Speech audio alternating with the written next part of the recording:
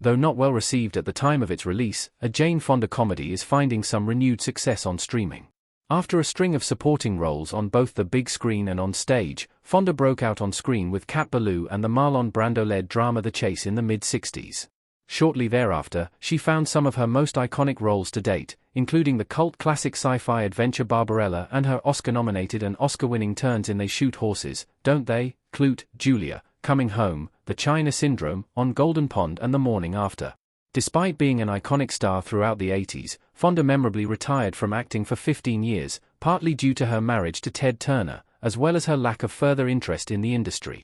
She would, however, return to acting in the mid-2000s and steadily increase her output from there, ranging from roles in Lee Daniels' historical drama The Butler to the acclaimed Netflix comedy series Grace and Frankie, which reunited her with longtime friend and frequent collaborator Lily Tomlin. Her first movie back, however, remains an interesting outlier and one Fonda looks back on fondly. Monster-in-Law is climbing streaming charts. Fonda's career rebooting comedy wasn't well loved on its original release. Before finding later acclaim with The Newsroom and Grace and Frankie, Fonda first returned to the acting world with Monster-in-Law, which is now finding some new streaming success. The two-time Oscar winner starred in the comedy alongside Jennifer Lopez as the controlling mother of a handsome doctor who acts as a major hurdle in Lopez's growing relationship with him. Helmed by Legally Blonde's Robert Luketic, Monster-in-Law was a critical misfire upon its release, but a box office smash, grossing over $155 million against its $43 million production budget. Now, nearly 20 years after its release, Monster-in-Law is climbing Hulu's streaming charts. At the time of writing, Fonda and Lopez's comedy sits in the number 15 spot on the streamer's top 15, coming in just behind fellow comedy The Watch at number 14.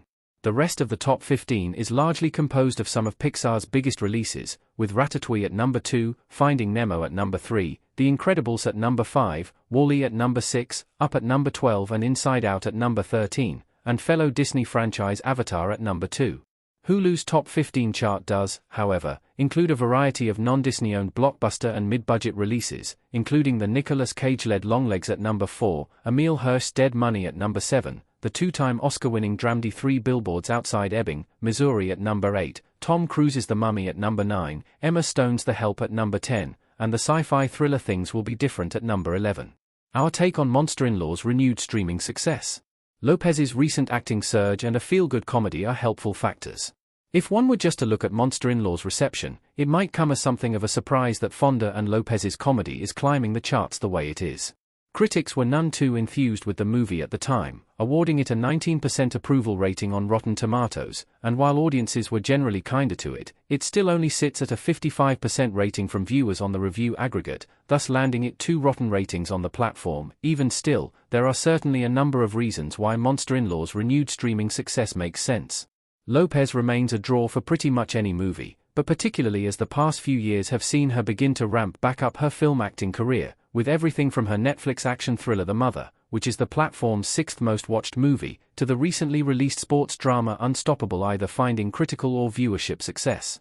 The other likely reason why Monster-in-Law is regaining ground in the world of streaming is that audiences generally enjoy a light-hearted comedy. As predictable as it may be criticized for, the movie packs enough of a feel-good romance at the heart of its broadly enjoyable comedy that makes it the perfect movie for people looking for something to watch that they can relax with.